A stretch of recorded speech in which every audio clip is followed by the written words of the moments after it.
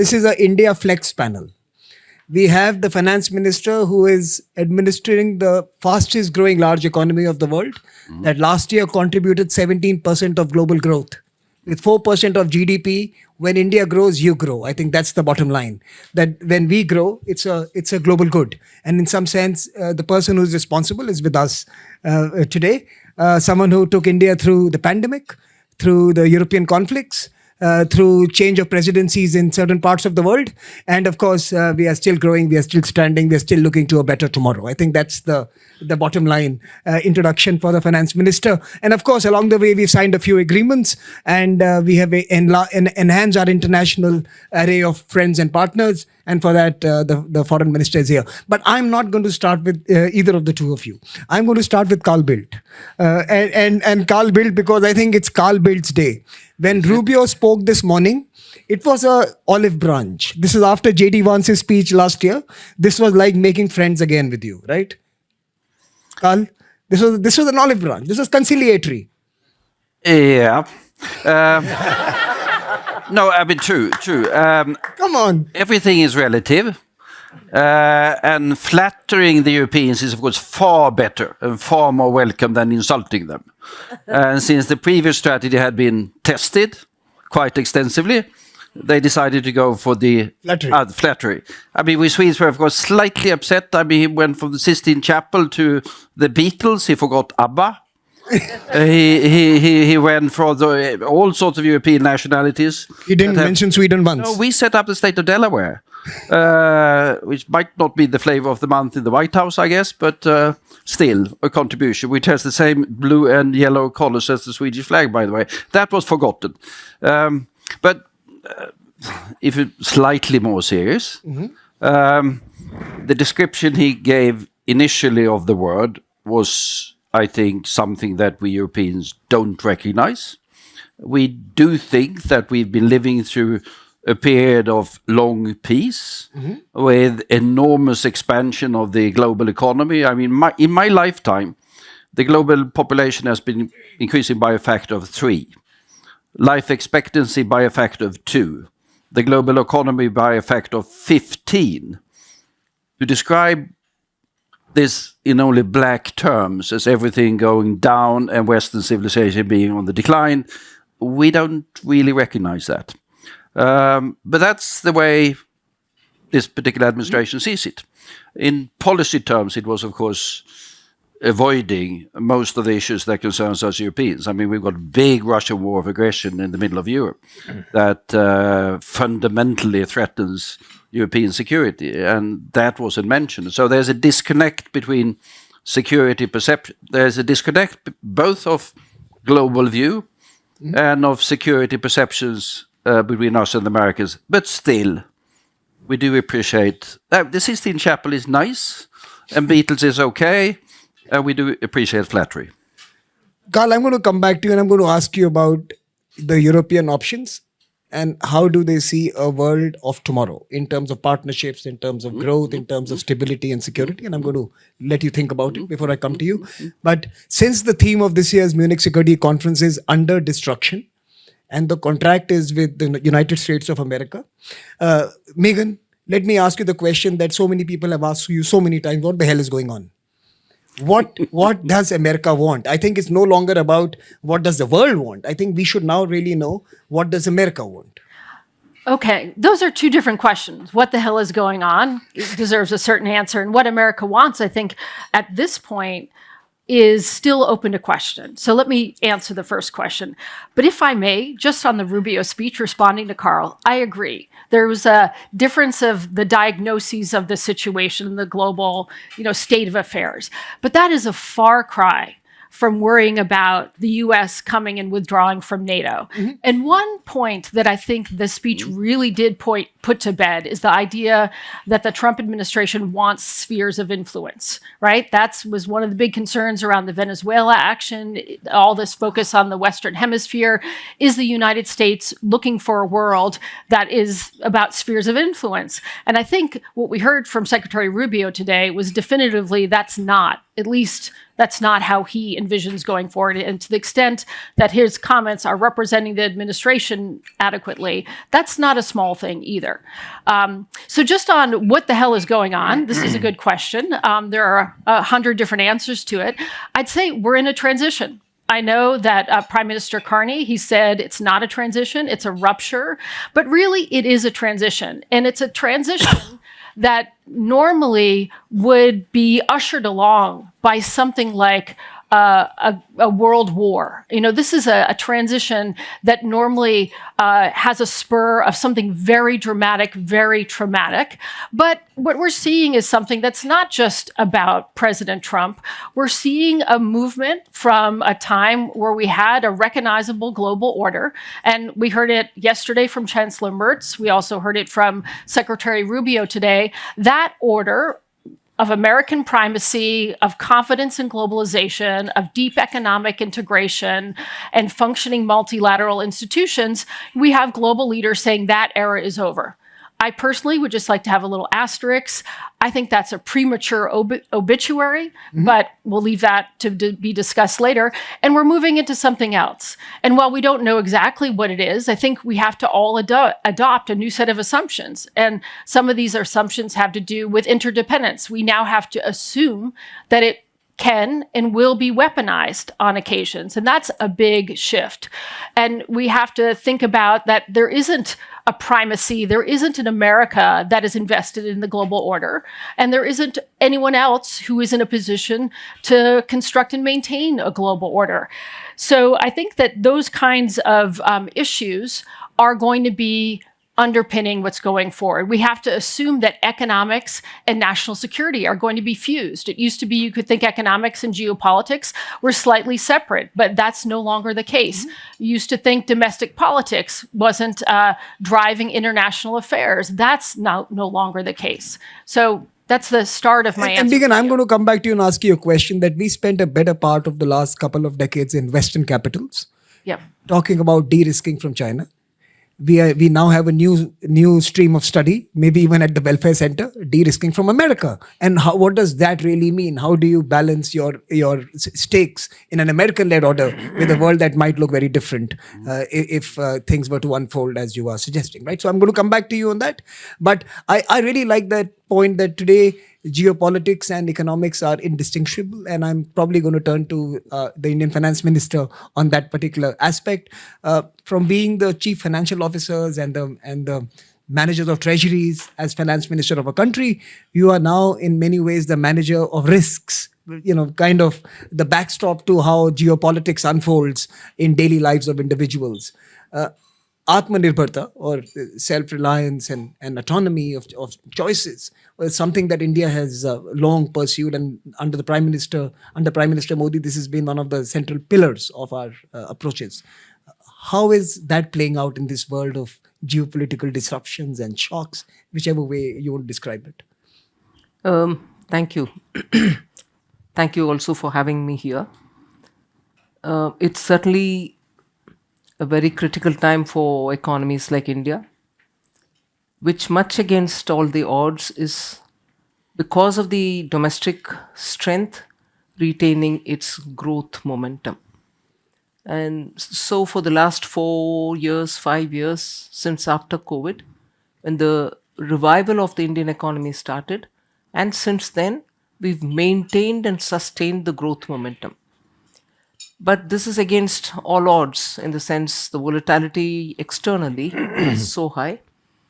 And I would upfront put a line which I thought would be the best conclusion for your conclave today, is if there is stress because of the global uncertainties, no country can achieve stability unless, even under the stress, unless your domestic policy has the agility and the strength with which it can mitigate or offset the imported volatility which all of us will have to suffer. Today, I don't think the global volatility has left any one country untouched, just as COVID didn't leave any one country untouched. But if all of us are struggling to bring our economy to do something for its own people's sake, it is only possible, and I would strongly request you, your members of the think tank, to study this And I would think India is able to offset the imported volatility only because of our domestic policies, agility, and also because of the large domestic market we have. Now, with that said, equally, the volatility is not because of one country or another which is playing as the, I'm not sure if I find an equivalent word, the takedar, The arbiter of arbiter officials. of, it's my role. For whatever reason, I'm not commenting or judging on it. But that has become possible and that has gained traction today in one particular language, earlier in a different particular language, which continues also even today from the other side of the globe. Sorry. So, this kind of a traction being gained for the volatility which is being deliberately made as a part of their policy, perhaps. You very nicely said about the sphere of influences which the Americans would want to create. Earlier, you would want to see how the influence of Chinese were happening because of the economic strength. But all this is gaining traction only because, let's not forget, all of us have probably knowingly or unknowingly contributed to disabling, weakening, and bringing to nothing those multilateral institutions which we ourselves built post Bretton Woods. Not just for the development in banking institutions. Where is the United Nations? Where is the WTO? And where are the multilateral development banks? And I wouldn't stretch this opening remark, but that is why in 2023, when India was the president of the G20, we insisted that we have some kind of a thinking in the group to say how do we strengthen the multilateral banking institutions. They have to be nimble, they have to be ready, they have to see challenges which are coming, whether it is weather, climate challenges, or funding of, God forbid, another pandemic. Who's going to take the burden? Or one big climate disaster. Who's going to look after them? The island states. So, all this is happening because in the last few decades, all of us have knowingly or unknowingly undermined institutions which kept some global order. I'll stop there. Thank you, Finance Minister. My next question to you would be on, we talk about reforms, but fundamentally some concrete examples of what may need to change if we are to serve the most powerful growth engines of the world for the future, the developing and emerging economies. I'm going to leave that with you. But let me turn to the Foreign Minister, Dr. Jaishankar. I was a little disturbed by the title of the conference, Under Destruction. I was coming from Delhi, where in the last few months we saw an FTA with the EU. We saw a new trading arrangement with the US. We saw New Zealand and many other countries sign on to economic architecture for the future with India. I thought we were actually under construction. And when I came here, I saw the headline Under Destruction. So as the Foreign Minister of India, how do you reconcile these two different moods, vibes, moments? First of all, when you organize a conference, you must have a catchy title. And Samir, you are the master of it, so you of all people should appreciate that. So even if you over dramatize it, it's good to have a conference with a title like that. The second point is, look, today, if one says, how is the world reacting to changes? As they say, where you stand depends on where you sit. And I think it's particularly troubling for alliance partners, for people who've had the comfort of treaty arrangements, who had so many assumptions and predicates on which they built their policy. The rest of us in some ways were used to this, to a higher degree of uncertainty, had a much more challenging rise, so to speak, lived with much greater risks. So, in one of my earlier panels, for example, the issue of Mr. Carney's speech came up. Mr. Carney's speech was a very dramatic speech for a Canadian, for a country which is a treaty alliance partner of the US.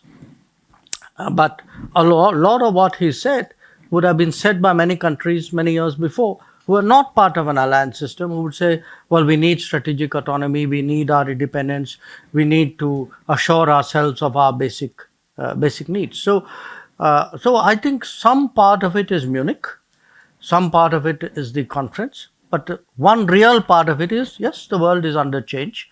And often what happens is the analysis needs to keep up with the pace of change, and the pace of change has been so dramatic, and the articulation of that change has been so strong that I guess this is what would be a natural response. Sitting here last year, you had mentioned about some impending opportunities and risks. We had discussed that when you go out and go into a new world, you are taking chances, you are taking risks. What are some of the big moments for you in the last 1 year? And since we are doing this every year, I think it's a good time to chronicle some of what you may have experienced in the last 12 months. Well, look, externally, I would say the fact that we were able to do in the last 1 year the EU FTA. I mean, to me, it's an economic achievement, but I would really put it as a foreign minister, a foreign policy or a strategic achievement to some degree. The UK FTA, the one with the trade deal with the US. So actually, if you look at it today with G7, barring Canada, with whom we are currently discussing, we now have trade agreements with all of G7. So this would be an example of opportunity. Now, till it happens, it's a source of anxiety, but there were other issues. We had the challenge of terrorism, responding to cross-border terrorism. We had issues on stabilizing the management of our borders. But I in a way would like to come back to the point which the finance minister made. In very unsettling times, you need to have the patience, you need to have the fortitude, you need to have that willingness to play, if not the long game, at least the medium game. And you get that only when you have a very strong domestic foundation. So, to that extent, I would say in foreign policy, we have been, what was happening at home with the economy, with the politics, with, after all, we are a democracy, the fact that we have won repeated elections at home, the growth rates that we've had, the export performance we've had, I think all of these, frankly, have helped me as a foreign minister. There's someone sitting here and I just smiled at that person. I don't know if he saw me smiling at him, but as someone said, economic policy is India's best foreign policy. So in some sense, I think that is one of the pillars around which we will have it in the future. Dr. Gargash, the dynamism in the Middle East and as well as the despair, and the both of them are prevalent in plenty in that particular part. So there is obviously an opportunity for the future, and there is a trepidation. In this world where the region itself has its own vectors, how do you balance the imported volatility and the indigenous volatility of the region? How does UAE manage this basket of risks? Thank you, Samir. First of all, I have to congratulate you on the coolest setup in Munich. I don't think there is any cooler. I think what I am really seeing is more of the same. It's basically preserve, repair, destruct in our region. Preserve, repair, destruct. I think every crisis that we go through, we're worried about the sort of ripple effect of the crisis. When the war in Gaza started, one of our main concerns was basically the sort of ripple effect of the war, and that actually happened. There was a ripple effect that engulfed the whole period. today, for example, as we look at the whole discussion around what will happen with Iran, our first basically impression from the region is preserve. So because I think the region is under a lot of basically going through the same cycle. So preserve, I think, is extremely important for our region. The idea that things are not perfect, but what we have seen is when they are tinkered with, they actually get worse. And then we go into destruct and repair. And I think this is what we are also seeing in Gaza today through a whole program of trying to repair the destruction of that previous period. So I think the first thing to say about the region in this current very difficult period, where we know that one of the big conversations of what happens next in Iran, the voices in the region are saying preserve, resolve politically. Do not resort to military action because the ripple effect and the cost will be too high for whatever you're thinking about. So I think we are very much in that cycle. Today, for example, as the Board of Peace will meet, you're going back to repair, and you're repairing also what was destructed. And Syria is the same thing.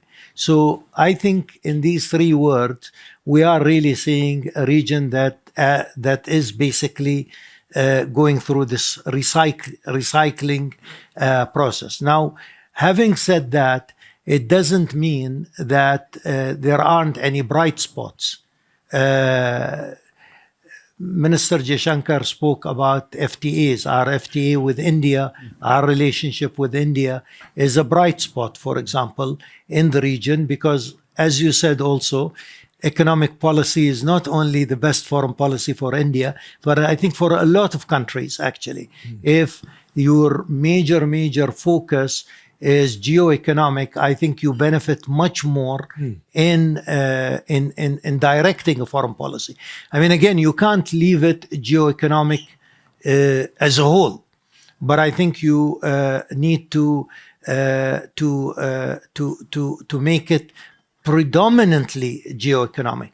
Now, this leads me to another thing. The other thing is the sense of cooperation in the region is not very strong. And it's fleeting at best.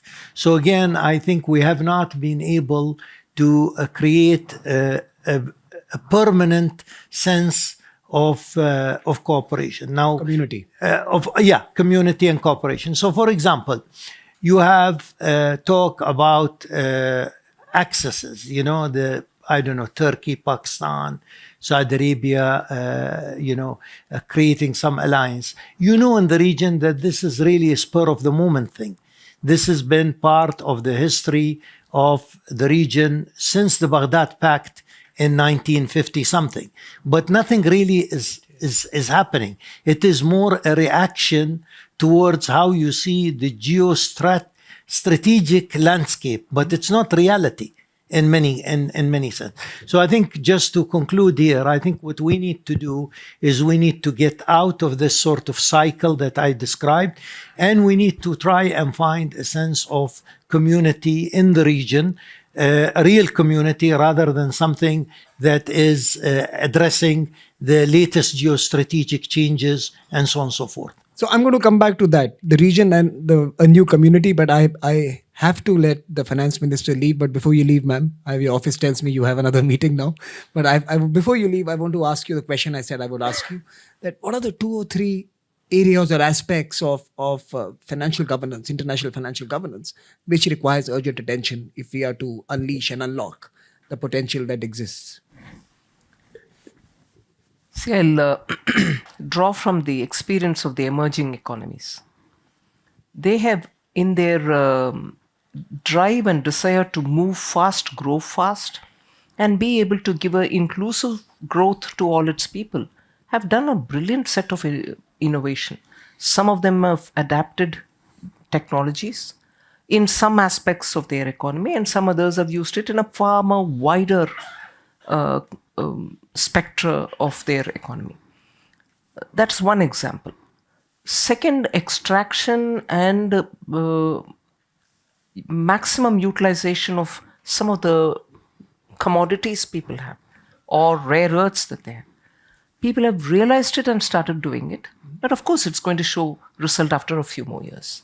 So the way in which many of these economies are coming out of the box of the old set of planning to newer ways in bringing energy back to the economy, jobs back to the economy, and making sure that that is adequately funded, public or private, has given a lead advantage to many of these emerging economies. And that is why you find, despite some of the turbulence which will hit them as well, their growth suffers lesser than the growth which suffers much more even in developed economies. Now, developed economies and their flexibilities have become far lesser than what they should be. They're rather rigid. Their planning processes have also not understood that applications are required. I was quoting in the morning when I was talking on the climate-related matters. Netherlands suffers in terms of the way in which their grids are not really up to date. They may be on the route of generating more renewable energy, but the grid's not being able to take it at a time when surge happens in, let's say, solar, and then when the base energy requirement comes in, fall back on Correct. fossil fuel. And that adaptation and the talking to each other of the generation grid and the transmission grid is not happening. working out. Now, if that is happening in Netherlands, which you would think is part of the developed world, Spain gives you another example back again. So the transition in terms of commitments that all of us have made, renewable, we'll move to no more fossil fuel, you're not ready with systems. Contrast that with what is happening in emerging economies. They're bringing in emerging newer technologies, not just in energy, but also in very many different ways. Get your rare earths, get your processing done, be ready with chips. I can give 3-4 such examples. The old order has given a comfort to many of these economies, which are largely G7 and countries. They're not nimble-footed. Similar is the case of institutions. Whereas the demands coming from emerging economies, which are moving fast, is we are the engine for global growth. We are showing nimbleness. Come on, why wouldn't you want to do that? So the global transition, I've taken energy as an example, I've taken digital adaptation as the second, is slower in developed world than in the new emerging markets. So this, I think, has I'm sorry to sit in Munich and say this, there is a mental block which doesn't allow the developed world to understand that that engine is moving faster. You are doing the catching up. That's true. It's a difficult bit to bite, but I leave it there. Ladies and gentlemen, that's please where- applaud the finance minister of the fastest growing economy. Thank you so much for joining us. I know you have to leave. So we will continue this conversation, but we'll allow you to leave, ma'am. Thank you so Thank much. you very much. Let me ask you, Carl. I had left you with a homework question. I mean, you can also talk about being more agile and nimble and catching the beat.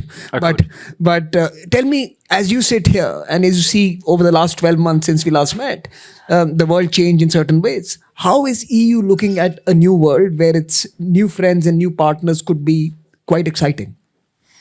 Well, you see concrete examples of that in the last months or whatever it is, with both the Mercosur agreement. It's been under negotiation for a long time, but anyhow, it came to fruition at a time which was very good. And then the India agreement, which has been under negotiations for, I think, 17 years or something like that, a long period of time.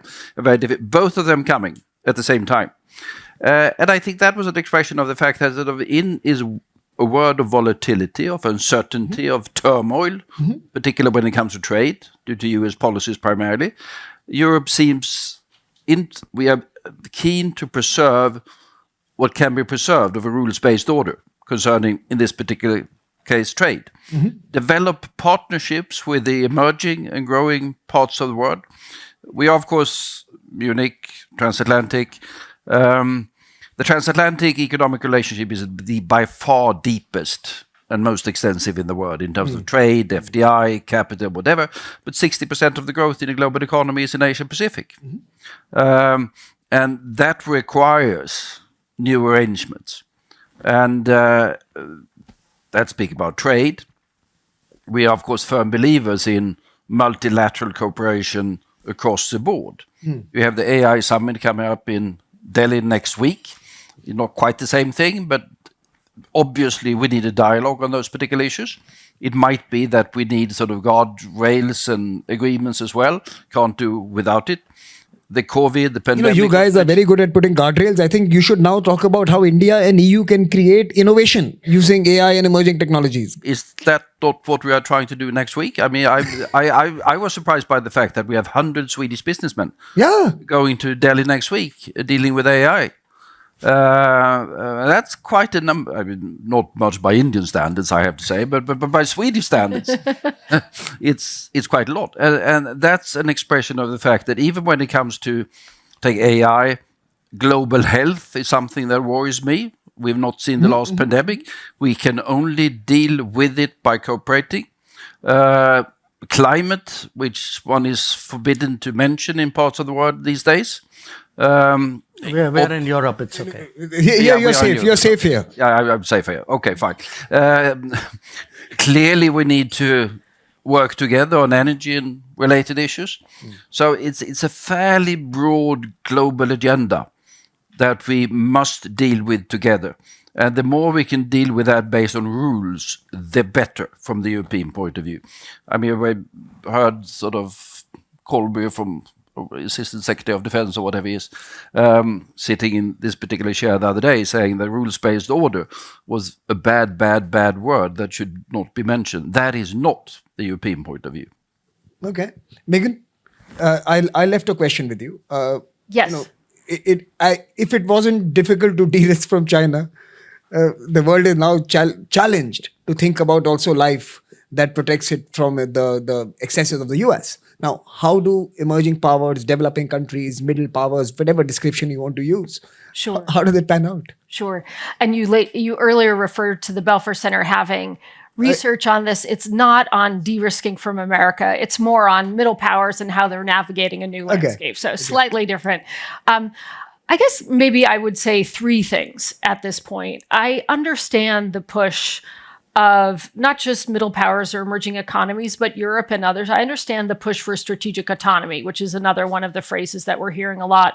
And I would simply say that strategic autonomy does not mean severing ties. It just means creating options. And so the de-risking that you're referring to, I mean, as you rightly say, Samir, de-risking from China has been very costly and very difficult. And de-risking from the United States, because of the size of its market, its technological dominance and financial dominance, would be even greater or impossible, I would say. So the idea is just to create options, and that is a form of de-risking which can be done and is underway. So that's the first thing. Strategic autonomy is not severing relations. The second thing is just the fluidity of diplomacy. That's another going to be new normal, and we're already talking about it. We're talking about these trade deals. We're talking about it, and the AI conferences in India. There's just a whole lot of things going on that are not driven by the United States or even China, and that is a positive thing. And I think that's part of the way of managing some of the global risks. And the last thing I would say is just, call me what you will, but optimistic, I think, is a fair word. Don't give up on the United States. I think that I'm hearing the United, and I understand, particularly from a European perspective, everything around Greenland, I understand that was fundamental to the relationship. And so I'm not saying that the relationship hasn't really suffered recently, but I would say that putting America in the same basket as China and Russia doesn't make sense. And it hurts a little, right? But no, I get you. I get you. And just to finish on that point, just look at the history of American resilience, and look at what's happening in America. it's early days, but there are a number of ways in which Americans are saying, we actually don't like what's going on. We don't like what's happening in Greenland. We don't like what's happening in Minnesota. We don't, and so you're starting to see that. So, not to say that others shouldn't be taking action to secure their own future with a different kind of America, but I would, as Gideon Rockman put in his column, I would keep an open mind. Open mind, Dr. Jaishankar. Statecraft and the global order, in some sense, both in a virtuous, sometimes vicious relationship. While we can certainly see the texture change in the transatlantic relationship, and therefore the undergirding of the global order as we know it, the transatlantic relationship being the base, we have not necessarily seen the emergence of any new arrangements that can undergird the future.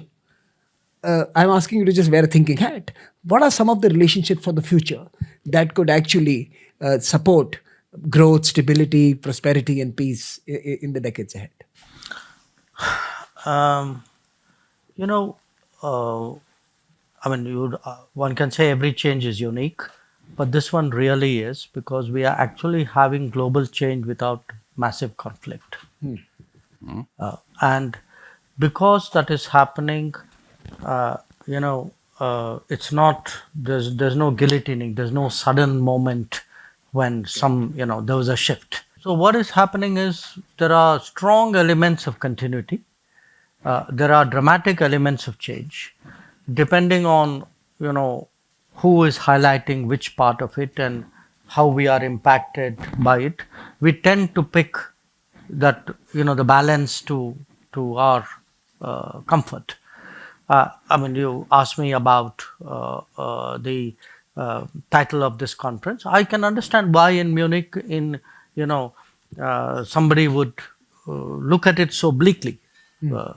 But I would also temper it with the fact that the reality is perhaps not so sharp. So here's, my thought. Number one, I feel we are headed for a long twilight zone. And a long twilight zone where some parts of the order will remain, some parts will not, some organization will remain, some won't. It'll be messy. All of us, we like to intellectually organize ourselves. We want neat answers saying, okay, those 4 things will happen, that's the way it'll be.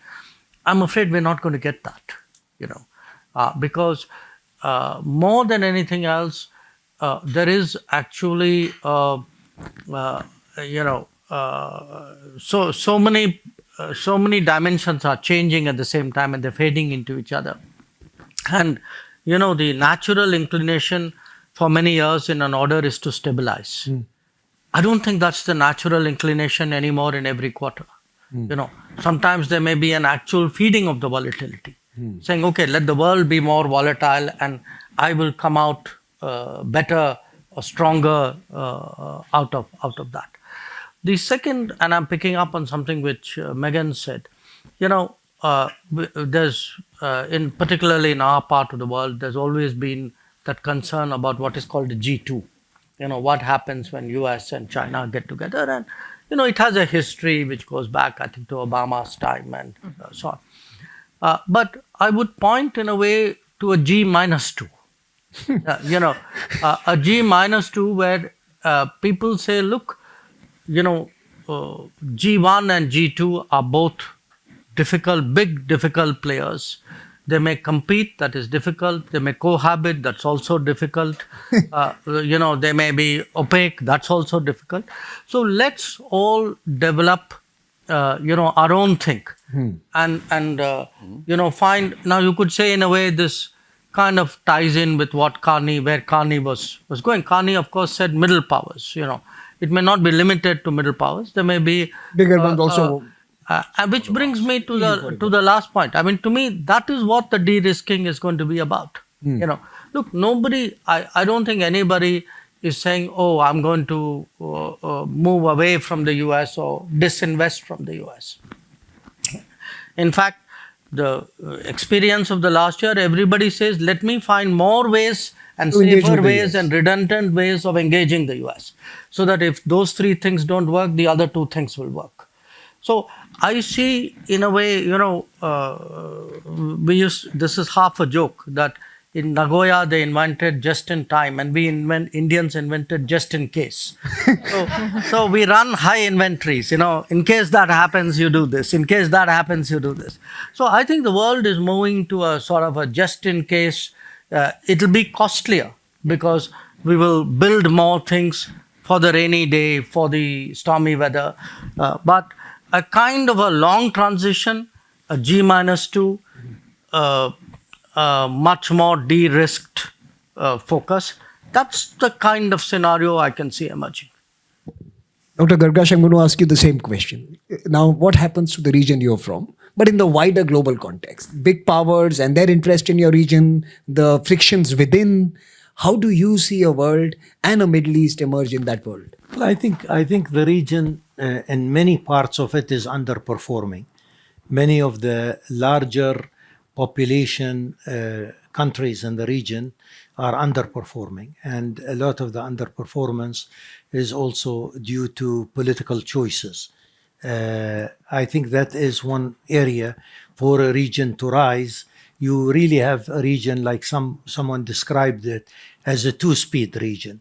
One where you have the Gulf states doing very well, but many of the traditional centers of gravity in the Arab world, for example, are not doing very well. So clearly, you need, in my opinion, many of these more populous countries to perform much better. I think on the other hand, also to do that, you need a clearer sense of leadership, and I think you need a clearer embracement also of open market economies, together with the transparency that comes with these economies. You cannot do it any other way. You have to embark on it. You have to do it. And you take, for example, a country like Iran. Iran is definitely underperforming. For a very talented, large population, it's underperforming. And the way forward is very clear. Iran has to end the rupture with the West. It has to talk directly to the United States. And of course, we have to also do everything we can to avoid an attack or clash with Iran and to resolve this politically. But I think that is an important area. I think also the other important part for the region, as I mentioned earlier, we need more of a sense of cooperation. The idea basically is we have two options, an option of competition and an option of cooperation. In many cases, I think we opt for options of competition. Competition is not a bad thing if it's done within a clearer sort of rules that everybody abides by. I think the third thing there also is that the region has to also leapfrog into technology. Clearly, many countries now, new economies, etc., cannot go the normal cycle, but they have to leapfrog into technology. Now, in order to do that, you have to actually, as I said, embrace open market economies and so on and so forth. Thank you. I'm going to open it up to all of you, to all the believers who have stayed back. I'm going to turn the mic to you. Anyone wants to come in at this time to ask questions to this wonderful panel? Please raise your hand and we'll get the mic to you. Can we have the mic with Asha here? And do you want to come in? No? Okay. Can we have a mic to Asha, please? I have a question for Dr. Jaishankar.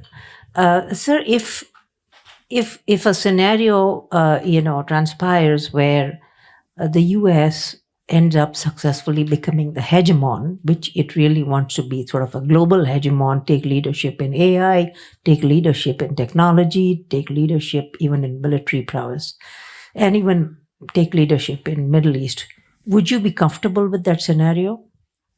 And how would you deal with it if it happened? I think that question is to Dr. Jay, but I'm going to go to all of you to answer that question. I think that's a good question for all of you to answer. There's a hand there. Can we get the mic? Yeah. Go ahead. Wolfgang, please ask your question. Yeah. You spoke about, Mr. Minister, on the twilight situation. Will this period be based on rules or will it be without rules? The long twilight zone, is it rules-based or is it chaotic? Any other hand? Last question. Sorry, thank you, Sophie Eisentraut from the MSc. I actually have a question for you, Samir, but maybe someone from the Please ask. Another time. but maybe someone from the panel wants to help you out. As one of the authors of the report, and I really like our title, I actually wanted to ask back what kind of construction you see going on. I totally agree with the construction process in terms of trade agreements, but I do not feel like trade agreements alone build a stable order. So I would be interested if you have more examples. In the India-EU engagement, there was a security and defense agreement also separately being signed. So I think, is it just trade, or is the world also having conversations which are more political and security and defense oriented? 3 good questions. US as a hegemon. Twilight zone, is it rules-based or is it chaotic? And the construction that is happening, will there be political, military and security conversations happening amongst other countries? G-2, in the G-2 architecture. So Megan, should I start with you and go down the panel? I think good idea. Yeah. Sure. I won't answer all of them, particularly the Twilight Zone question. But in terms of, let me first take the hegemon question. I find it an interesting question because your assumption is that the US wants to be a hegemon, but actually I think what we're seeing is the exact opposite. What is so unusual about this particular moment is that you have an American administration that's dismantling American sources of power in the world. So that's not what a hegemon does. A hegemon would actually be looking to sustain and extend its influence, military, economic, and political. And this is much more selective. So I think we see an America that's, revisionist on economic issues in a serious way, and maybe more status quo when it comes to security and other things. So I guess that would be my response to that question. In terms of evidence of the construction, I think it's really positive that we're seeing evidence of construction already. And I think trade is the most obvious one. Where I would really look to see progress, and I think it's too early to say that there actually has been, but where I'm hopeful and I think is very urgent is in the technology sphere. That's where we need to see more global construction of norms, institutions, and agreements. Dr. Gurkash? I think, again, I'll pick up on some of the points that were mentioned. I think from the Middle East perspective, the U.S. role remains extremely important and remains very constructive. And I think we need the U.S. role in the region, but we also understand that it's becoming a more multilateral world. The comment, I think, that was written by the president of Finland recently, I think is extremely apt, where he says we need to see a more multilateral world, but not necessarily a multipolar world. And I think this is what we need to work on. We need to accept that multilateralism is a good thing, but multipolarity is a bad thing, I think, from that perspective. Vis-a-vis the Twilight Zone, I remember we had in the Raisina dialogue in Delhi, I can't remember if it was last year or the year before, we spoke about this. And my comment, I think, was that we don't expect that there will be another San Francisco moment. And because we will not be able to assemble another San Francisco moment, the changes that are happening today will have a certain degree of chaos, because they will not reach out to every single organization and every single process within the organization. But I think in the areas where they will actually affect the various, multilateral institutions that they will have, I see more chaos rather than order. But I don't think, as Dr. Jaishankar said, that this is going to touch the whole system. Carl, let me turn to you because he has one extra question that he has to answer. But can I turn to you now for your responses to those? I don't think we are facing a situation where anyone will be hegemonic. I think that's not going to be possible. Overall, looking back, history has always been a fairly messy affair. More or less messy, more in terms of times, in terms of regions. And I think we are heading now in the period where it's going to be more messy for quite some time to come.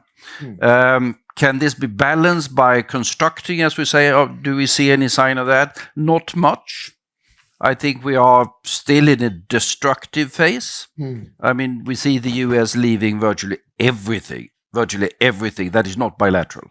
They do bilateral deals, but be that global health, or be that climate, or be that trade, or be that whatever, they're leaving it. And they're still the biggest country in the world in terms of its power overall. So, of course, it affects. Then as others, be it Europeans or Indians, others, we are trying to sort of balance this by different sort of agreements. There are limits to what that can be achieved in terms of handling the entire global situation, but that's the way it has to be done. But we are heading for a more messy period in history. And what you've done is you've cleverly responded to all three questions by using the word messy. That was a common adjective for each. So, final words to you.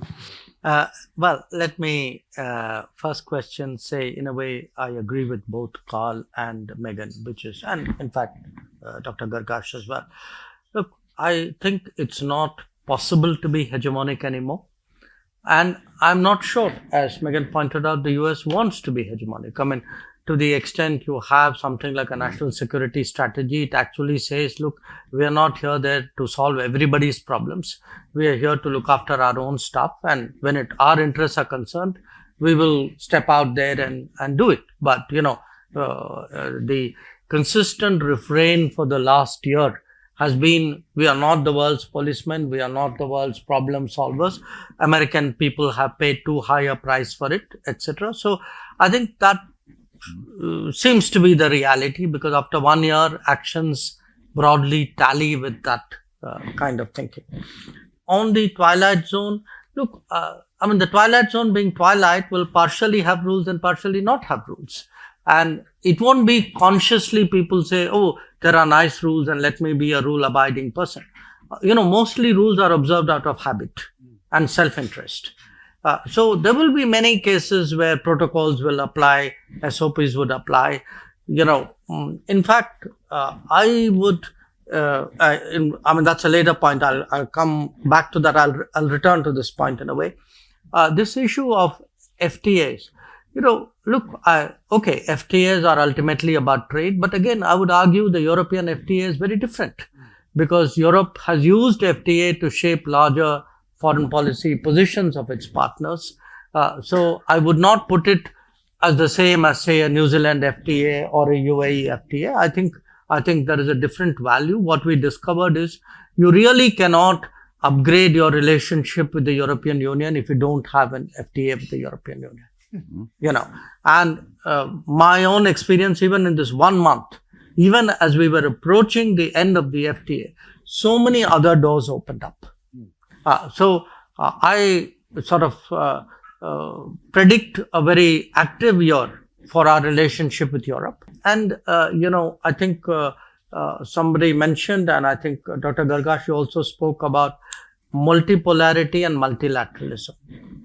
My understanding of what Alexander Stubb wrote in that book, and I've talked to him a few times about it, he is actually cautioning.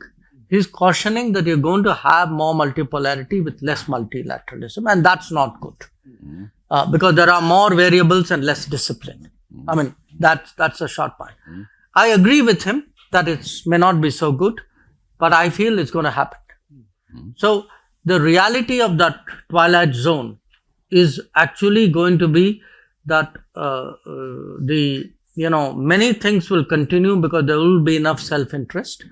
Many things won't continue because the US or other countries, we keep talking about the US. I think China is also a very important factor in all these calculations. And what we will see, I think, will be these coalitions, small coalitions, plurilateralism, minilateralism, call it what you will.